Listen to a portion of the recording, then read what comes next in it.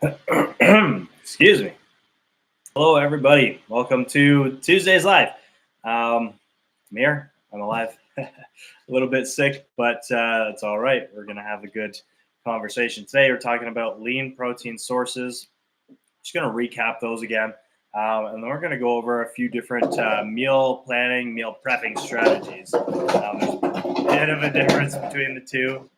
And my dog is currently doing her meal prepping, which is attacking an old peanut butter jar, trying to get the peanut butter out. All right, if you're joining the live, please drop your win, hashtag win, throw that in the chat there. I'll read those out. If not now, at the end of the call. And if you're watching on replay, hashtag replay, drop a win, drop your biggest takeaway when you've listened to the live here. So my win today is that I'm not sicker than yesterday.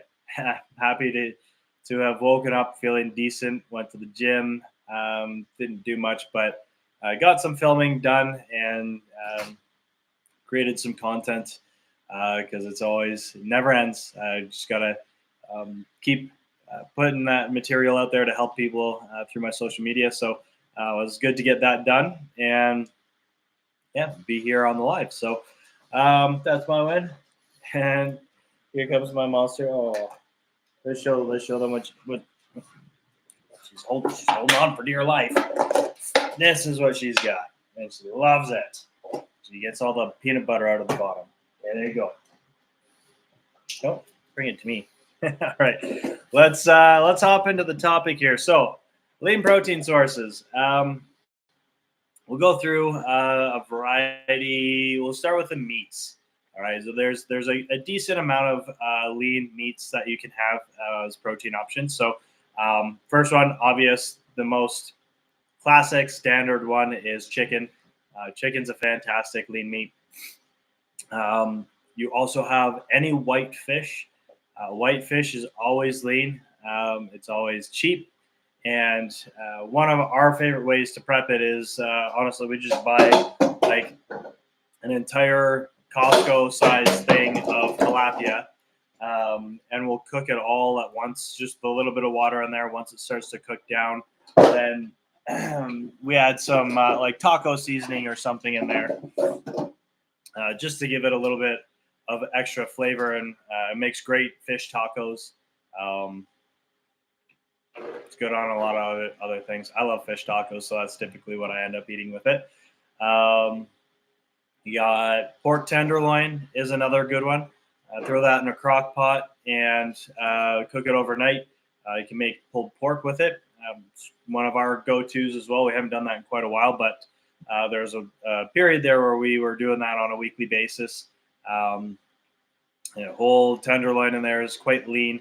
You get a sugar-free barbecue sauce, and it's fantastic. I mean, pulled pork, you can have it on a bun, but it's also really good, like mixed into other stuff. So I was actually having egg sandwiches in the morning with an English muffin and putting pulled pork on top of that. It's so good. Pulled pork is another one, or pork tenderloin. There's a lot of different ways you can cook pork tenderloin. It doesn't have to be pulled. That's just the easiest way, because throw it in there, cover it in water, and leave it overnight, and it's done. It's fantastic. I love it. You also have certain cuts of steak. You'll know which ones primarily if you look for, like, I can't remember off the top of my head because the steaks that we eat are usually game steaks from Casey's family. So couldn't tell you whether it's like a T-bone or sirloin or whatnot. It's just a chunk of meat cut from some hunted deer or elk.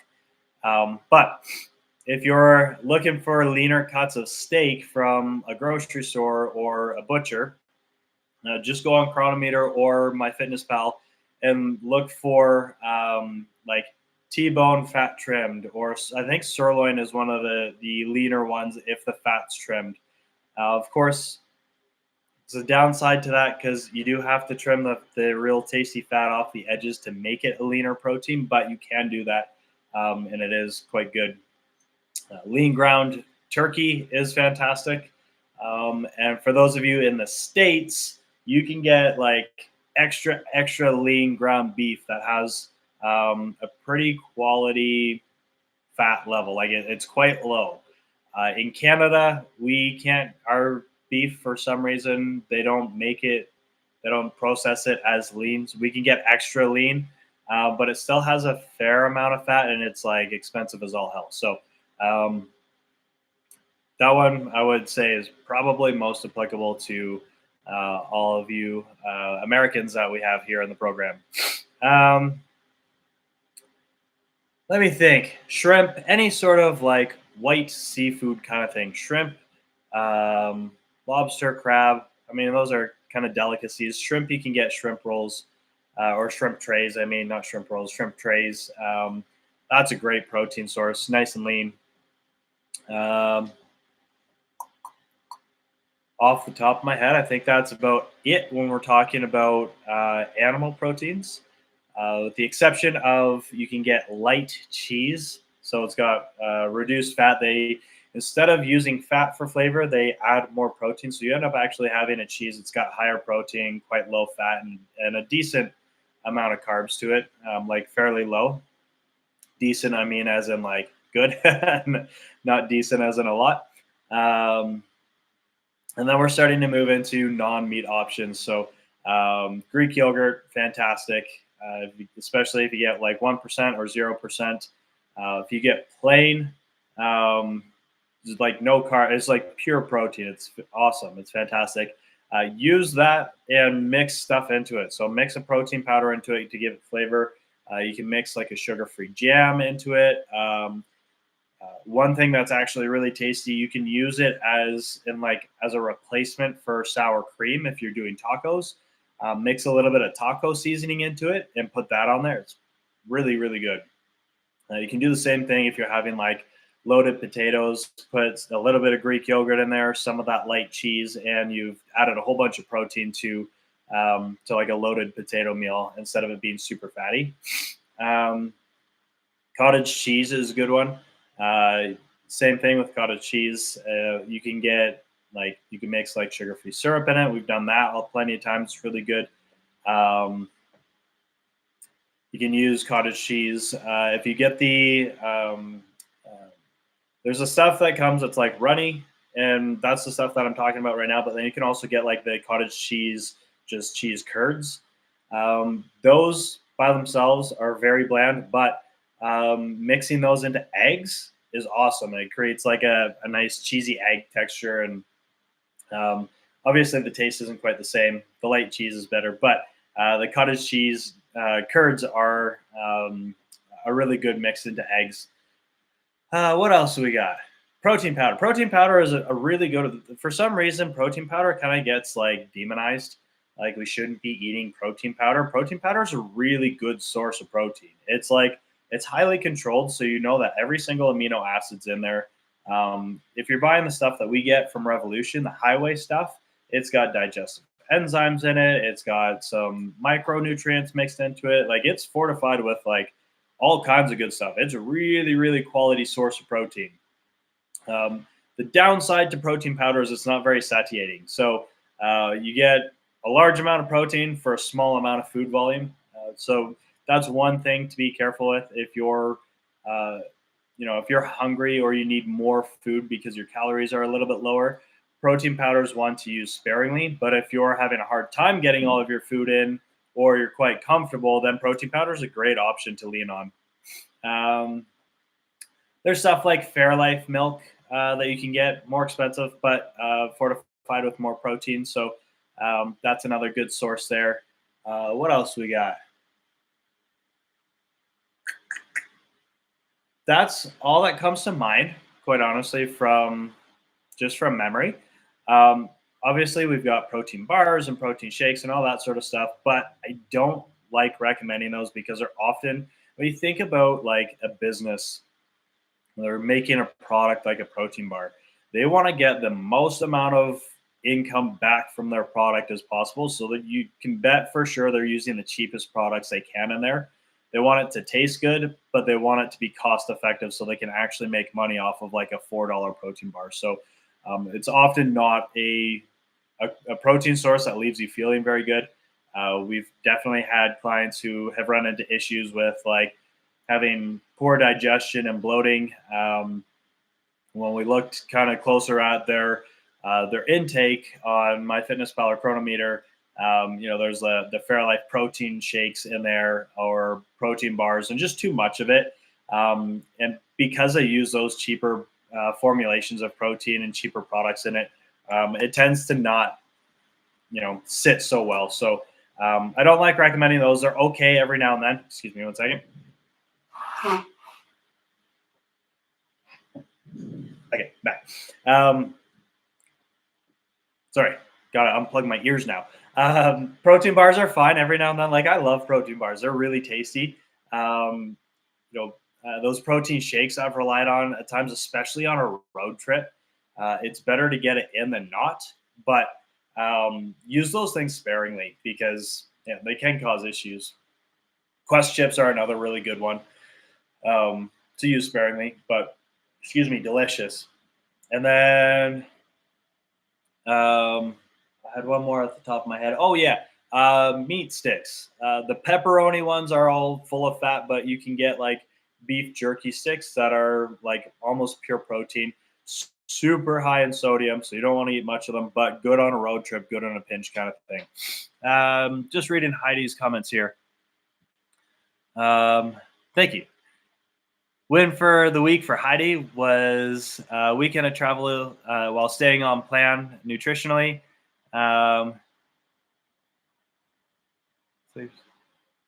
Nice. Favorite go-to is stir fry with fat, veggies, and protein. I enter this first for dinner and work the rest of the day around it. Feel better soon. Thank you. Yes. Okay. Actually, you know what?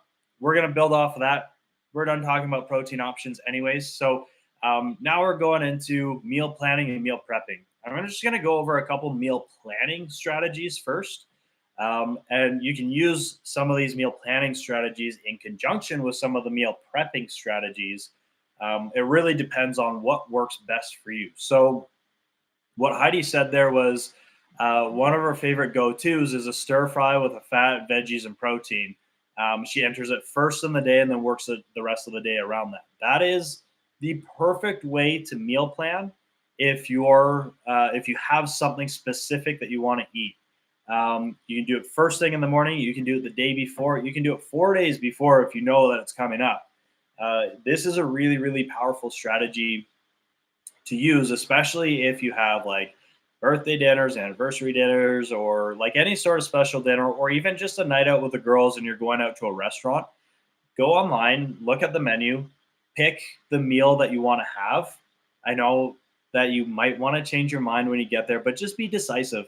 Pick the meal ahead of time. You can always get the meal. If you change your mind, you can always get that other meal the next time you go out. Or if you have the skills and you're comfortable with it and you have the time, you can swap it. But I like to recommend just pick the meal that you want to eat, put it into Chrono or MyFitnessPal, and then plan the rest of your day around it. That way, you know you're not going to get to that dinner later in the day and be looking at it being like, oh crap, I only have 6 grams of fat left, and there's not a meal on this option or on this menu that's got less than 30 grams of fat. So it helps. And honestly, when you're eating out, talk to your coach, talk to me or Casey, but those are often the times we'll tell you to aim for protein and calories because it's hard to like really truly eating a meal out of the house. It's hard if you're at a restaurant to have a meal that's got less than like 25, 30 grams of fat, which can be like 2/3 of someone's fat. So great meal planning strategy with there. The other thing, a huge, super critical thing that you need to do if you're having a hard time hitting your protein is everything that you plan. Well, first of all, plan everything that you're going to eat because this is going to help. But everything that you plan the protein first. For breakfast, what protein are you going to have? Is it going to be protein powder? Is it going to be egg whites? Another good lean protein. Is it going to be like a sauce or ground turkey patty or something like that with breakfast spices in there to have like a breakfast patty? Pick your protein first and then plan everything else around it. And do the same thing for lunch and dinner. This is going to help you get into the rhythm of figuring out what you need to do to get your protein in every day. And it might even come down to like planning out your proteins for the rest of the week. That way, you know, when you go grocery shopping, you have all of the proteins that you need. You're not going to be stuck midway through the week being like, oh crap, like my whole pack of chickens in the freezer and I can't cook it tonight, or I don't have any protein left. Meal planning like that's probably the simplest way to do it is plan all the proteins out. You can get fancier from there. You can then start to plan out your actual meals. And so, and there's many different ways of meal planning, right? Those are kind of the main ones that are the most flexible and the least time consuming. Now, meal prepping, this is where we add some of that stuff together and we're actually making the meals. So the first meal prep strategy, the simplest, easiest, quickest, most flexible way to do it is take one day, Sunday afternoon. You don't need more, like 2 hours is plenty. And cook one or two protein sources for the entire week. So whether that's like your chicken and turkey, or you're throwing the pork tenderloin in the crock pot, or if you got big eaters in the house, pick 3 protein sources, cook them all at once. You could throw chicken in the oven, you could throw pork tenderloin in the crock pot, you could put ground turkey on the stovetop. You could, if you have an air fryer, you can cook things in the air fryer. You could throw the chicken in the air fryer instead and cook something else in the oven. Oh, turkey! I didn't even say turkey. Turkey is a great option. Turkey breast. Go get an actual turkey. Casey and I have done that a bunch of times. Another great way to get lean proteins. Just cook an entire turkey when it's not turkey season. Like it's not Thanksgiving. I mean, turkeys actually aren't that expensive. So there's another one for you. But yeah, cook like 2-3 protein sources, whatever you need for the week. Cook them all at once. Just put them in separate containers. Throw them in the fridge. Cook 2-3 different carb sources. So throw rice in a rice cooker or on a pot on the stovetop. You could air fry potatoes or boil potatoes. You could make a whole bunch of pasta. Like pick your carb source that you want to eat and cook 2 or 3 of those as well. And then just cook up a whole bunch of veggies. The fats are fairly easy to get in. So you don't really necessarily need to plan the fats in advance. But yeah, cook your proteins, cook your carbs, and then you can mix and match all week long. This is why I say it's so flexible, because you can have ground turkey with pasta and make like a meat sauce. You could have ground turkey on a bun and make like a ground turkey sloppy joe. You can put ground turkey with rice and a whole bunch of veggies, kind of like a stir fry option. You could you could take ground turkey and form it into patties, cook it as patties instead. You've got turkey burgers, which you could then break up and do all these other things that I said. You could take the chicken, have just like straight chicken breast. You can cut it up, put it into pasta. Like I said, you make a shepherd's pie. I used to do that all the time. I'd take my potatoes, mash them all up, do a layer of ground turkey, put a layer of veggies on there, and then I didn't put cheese. I call it like a what do I call it? It was like the bodybuilder shepherd pie is what I call it, because it's super basic, but it still tastes really good. So you know what I mean? You can take all of your protein sources, mix them with your carb sources, and then you have different meals all week long. If you're someone that doesn't like eating the same meals all the time, that's a way that you can keep variety in your week without spending a tremendous amount of time prepping like 16 different meals by themselves, right? Now, I know some people don't like having like reheating food, and that's all right. It does definitely add challenges, but there's ways to get around that. You don't have to have a meat protein with every single meal. So, generally speaking, the meal that you're going to most likely need prepped, if you have to prep something, is going to be lunch. You can always come home and make dinner when you come home. But lunch is the one that you're going to have to actually have ready to take with you. So you can do things like a protein bowl. You can, like with Greek yogurt, You put granola in there. You can put berries in there. You can put some protein powder in there. You could have you can make a whole bunch of salads and have salad and then have protein shakes with it. So you could make like a protein smoothie to take with you. That way you don't have to heat anything up. Um, Stuff like shrimp. You can take shrimp because definitely don't want to heat shrimp up. You just eat it as it is.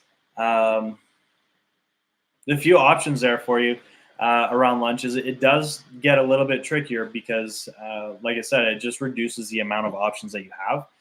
But for the rest of the week, if you don't like reheating old food, just start to portion things out in advance. So, you can simplify things, make things quicker by spending an hour and putting all the things that you're going to cook, like kind of like the what are they called? The HelloFresh packages, right? I'm sure everybody's heard of HelloFresh, and so you can take those, or take that idea and do the same thing. So you have everything ready and assembled to go, so you can just cook it really quick, and you don't have to get everything out individually. You save yourself a bunch of time by pre-preparing that. Um, More meal prep strategies. You guys, there's so many different ways you can do it. Like, you just got to kind of think a little bit outside the box and what works best for you. What is the most advantageous for you, for your family, for your lifestyle. I'm going to go over two more quick ones because we're already at 20 minutes here.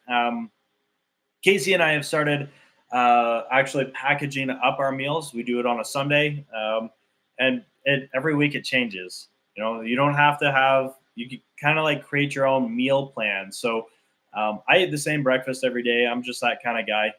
I don't really care for variety. I'm so tired when I wake up and eat that I don't care. I just want food. So what I do, I eat cream of rice with protein powder, frozen berries, a little bit of chocolate. And on my Sunday, I grind up all my rice because buying cream of rice is stupid. It's really expensive. You could just literally grind up rice in a blender cup, and it's the same thing.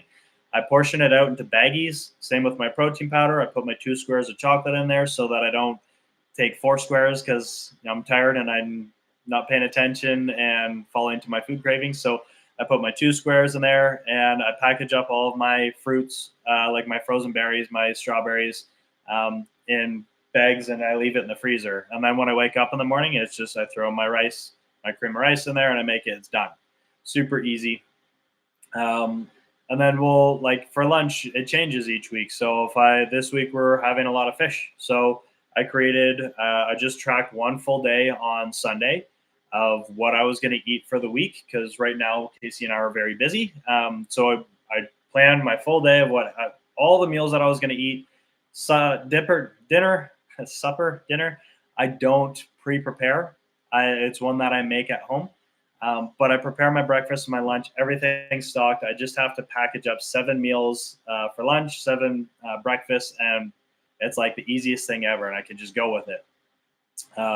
Because I don't plan my dinner, then it's easy if I want to change things up.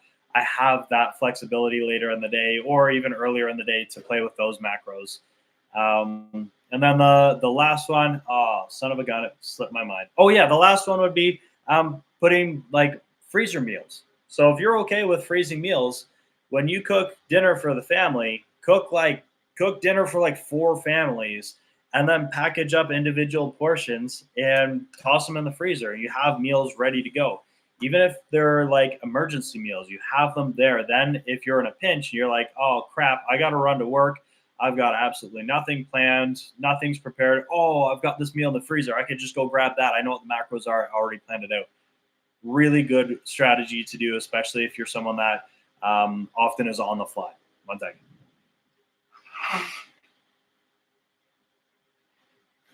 Okay, I'm back. Yeah, that's what I got for you. There's you can literally just Google different meal prepping strategies, different meal planning strategies, and you can play around with different things to see what works best for you. You can combine even some of the strategies that I talked about. You can combine some of those. You could pre-package a certain number of meals and then leave the rest of the week unpackaged. You could have 2 days of the week where you cook protein so that you don't have too much extra, or if you don't like having things on the fridge for more than 3-4 days, plan for that. Just plan to throw another meal in midway through the week when you get home. Cook something in the oven while you're having dinner with the family, and multitask it. Lots of different ways to do things here. Heidi said, for those near a Sam's or Costco, rotisserie chicken is a lifesaver. It is. It's a great one on the fly. Those do have a decent amount of fat to them, mostly because of the skin, but they oil the top of them, and that's what gives them the nice crispy. But they're dang tasty, and I definitely, in a pinch, that's one of my go-tos as well. Is I'll go and grab a rotisserie chicken and throw some potatoes in the air fryer, and I've got a nice, delicious meal. All right, you guys. I hope that this helps. If you have more questions, or you want to chat with either Casey or I about how to actually implement this to you, or what might be the best structure for you. Just we have so much experience with this stuff. We're happy to chat with you about your schedule, your lifestyle, and kind of give our recommendation of what we would think would fit best for you. So reach out to us if you need a little help with that. Otherwise, we will see you on Friday on Casey's Live. Have a wonderful Tuesday. Stay healthy. Get lots of water in. Sleep well. And I will talk to you soon.